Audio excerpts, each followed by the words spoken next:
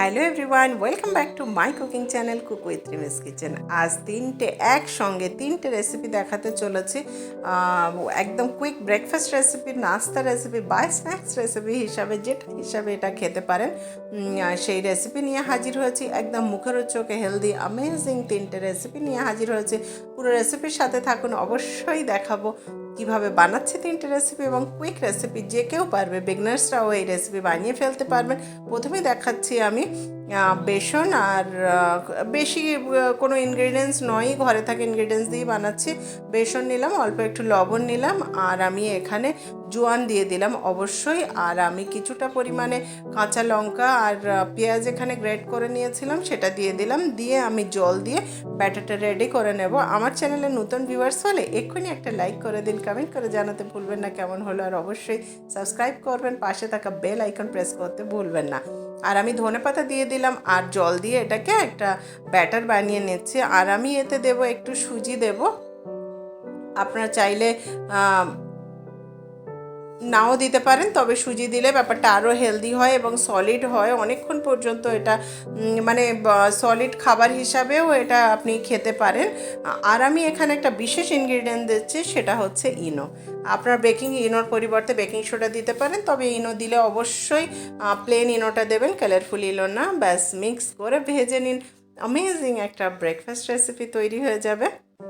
আর একটা রেসিপির সঙ্গে আমি হাজির হচ্ছি, সেটা হচ্ছে পরাঠা রেসিপি।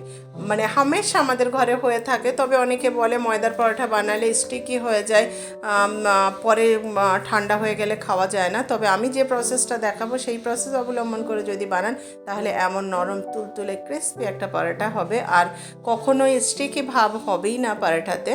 তো অবশ্যই পুরো রেসিপির সাথে থাকুন আর দেখতে থাকুন কিভাবে বানাচ্ছি এই নরম তুলতুলে অথচ বাইরেটা একদম ক্রিস্পি অ্যামেজিং একটা পরোটা রেসিপি। তো এই পরোটা রেসিপি বানানোর জন্য আমি এখানে ময়দা নিয়ে নিলাম, লবণ নিয়ে নিলাম আন্দাজ মতো, আর আমি দিয়ে দিচ্ছি সাদা তেল।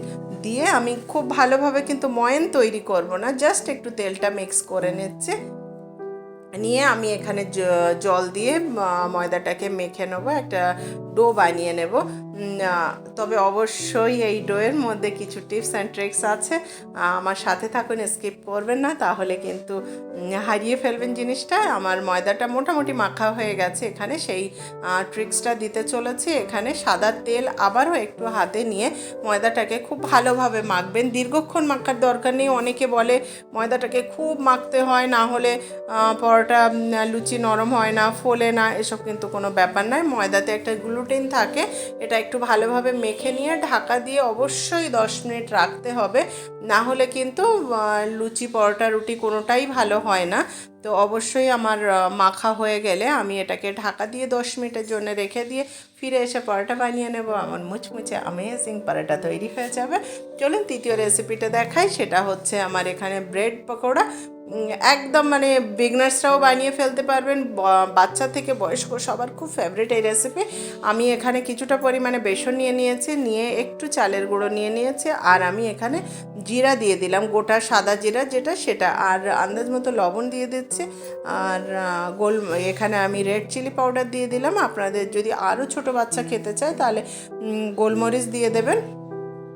খুব দারুণ একদম কুইক রেসিপি, কিন্তু যখন তখন বানিয়ে ফেলতে পারেন। এটা টিফিনের জন্যও কিন্তু একটা বেস্ট রেসিপি, বাচ্চারা খুব শখ করে এই রেসিপিটি খায়। আমি প্লেন জল দিয়ে এমন একটা স্মুথ ব্যাটার বানিয়ে নিয়েছি। আপনারা চাইলে এখানে একটু বেকিং সোডা দিতে পারেন, খুব একটা দরকার নেই, তবে দিলেও দিতে পারেন, সেটা আরও ফুলবে, আরও দেখতে ভালো হবে, তবে আমি অ্যাড করিনি। বাইরেটা ক্রিসপি, ভিতরটা সফট, অ্যামেজিং একটা ব্রেড পকোড়া রেসিপি দেখাতে চলেছি। ব্রেডগুলো সাইড কিন্তু কাটা যাবে না। আমি ব্রেডটাকে এইভাবে দুটুকরো করে নিলাম, নিয়ে জাস্ট ময়দাতে